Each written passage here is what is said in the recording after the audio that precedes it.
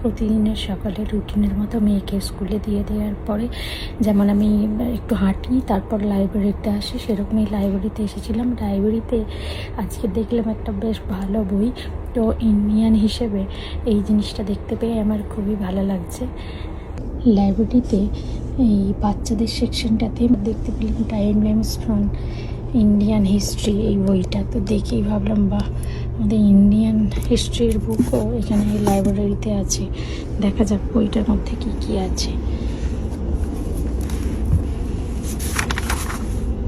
এই বইটাতে তো একদম সব কিছুই আছে, মহাত্মা গান্ধী দিক থেকে যে পার্টিশন অফ ইন্ডিয়া, এদিকে আমাদের রাজনৈতিক সমস্ত নেতাদের।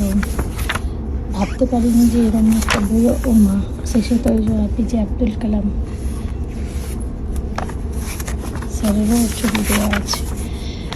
বইটা বেশ ভালোই লাগলো, ভাবছি তো এটা বাড়িই নিয়ে যাব। ও মা, এখানে তো আবার এই যে বিভিন্ন যে জুয়েল ছিল, ওই যে কোহিনূর, এই সমস্ত যেগুলো ইন্ডিয়ার বিভিন্ন এম্পায়াররা ওন করতো, সেই সমস্ত ফটো দেওয়া আছে।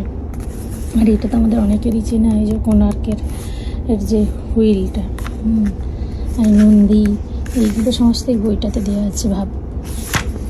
বেশ ভালো লাগছে মনে মনে। এখানে তো রবীন্দ্রনাথ টেগোরও দেওয়ার ছবি আছে, এই সমস্ত ফ্রিডম স্ট্রাগলের ছবি,